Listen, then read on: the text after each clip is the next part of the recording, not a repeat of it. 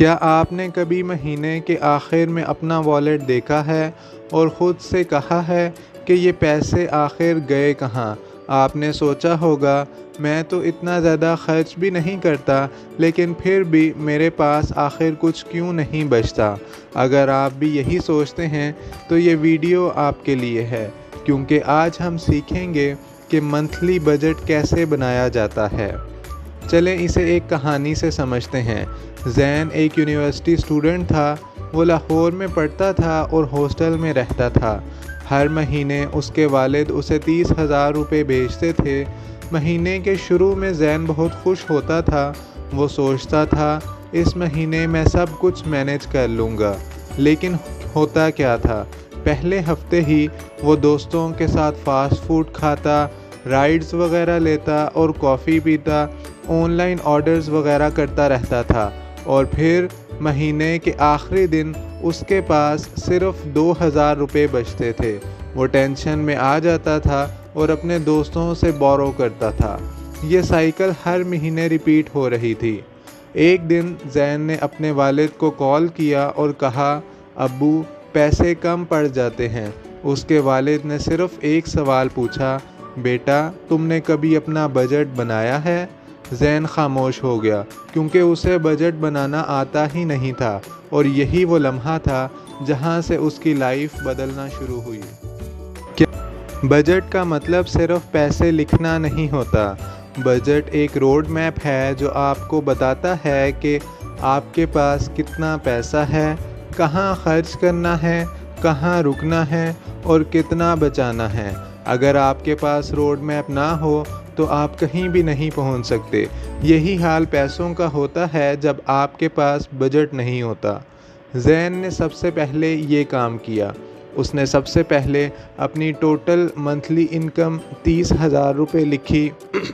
ये स्टेप बहुत सिंपल लगता है, लेकिन यही फाउंडेशन है, क्योंकि जब तक आपको ये नहीं पता कि आपके पास कितना पैसा है, आप उसे मैनेज नहीं कर सकते। अगला स्टेप ज़ैन के लिए शॉकिंग था। उसने एक हफ्ते के खर्च को लिखना शुरू किया तो उसे पता चला कि 300 रुपये कॉफ़ी में लग जाते हैं, 500 रुपये बर्गर में लग जाते हैं, 200 रुपये स्नैक्स में खर्च हो जाते हैं और इसी तरह 400 रुपये की वो राइड्स इस्तेमाल कर लेता है। हफ्ते के आखिर में उसे पता चला कि उसने 6,000 रुपये तो सिर्फ इन छोटे मोटे खर्चों में उड़ा दिए हैं। वो हैरान रह गया। यही वो मोमेंट था जब उसे अपनी गलती समझ आई। अब ज़ैन ने अपने खर्च को कैटेगरीज में तकसीम किया, नीड्स, वांट्स और सेविंग्स।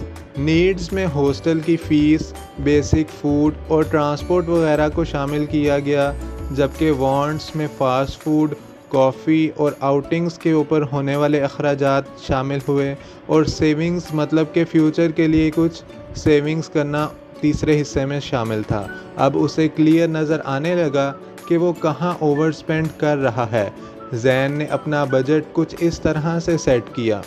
60% उसने अपनी नीड्स के लिए रखे, 25% उसने अपनी वांट्स के लिए रखे और 15% उसने अपनी सेविंग्स के लिए रखे। अब याद रहे कि ज़ैन ने अपना बजट अपने हिसाब से बनाया था। आप लोग अपना बजट अपने हिसाब से थोड़ा ऊपर नीचे बना सकते हैं, लेकिन ज़रूरी ये है कि आप सबसे पहले अपनी नीड्स को प्रायोरिटाइज़ करें, उसके बाद कुछ ना कुछ हिस्सा सेविंग्स में रखें और फिर आखिर में कुछ ना कुछ हिस्सा आप अपनी वांट्स के ऊपर भी स्पेंड कर सकते हैं। आखिरकार ज़ैन ने डिसाइड किया कि पहले ज़रूरी खर्च यानी कि नीड्स, उसके बाद फिर वो सेविंग्स करेगा और फिर एंजॉयमेंट के ऊपर खर्च करेगा। ये छोटी सी तब्दीली उसकी लाइफ बदलने वाली थी।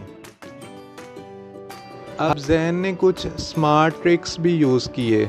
मसलन ज़ैन ने कैश इन्वेलप सिस्टम यूज़ किया, मतलब कि हर कैटेगरी के लिए अलग कैश। उसके अलावा ज़ैन ने 24 आवर रूल यूज़ किया, मतलब कोई भी गैर ज़रूरी चीज़ फ़ौरन ना ख़रीदी। उसके साथ ही साथ स्पेंडिंग लिमिट यानी कि हर हफ्ते की ज़ैन ने लिमिट सेट की। ये ट्रिक्स उसे कंट्रोल में ले आईं। एक महीने बाद ज़ैन के पास महीने के आखिर में पैसे भी बचे थे। उसने किसी से बोरो भी नहीं किए क्योंकि उसे ज़रूरत ही नहीं पड़ी बोरो करने की, और वो कॉन्फिडेंट भी हो गया था। जबकि 3 महीनों बाद उसके पास सेविंग्स भी थीं। एक सिंपल बजट उसकी पूरी लाइफ बदल रहा था। लेसन क्या है?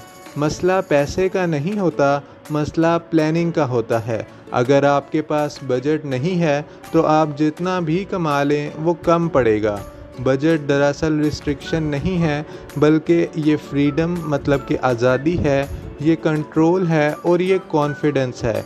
जब आप अपने पैसे को कंट्रोल करते हैं तो आप अपनी ज़िंदगी को कंट्रोल करते हैं।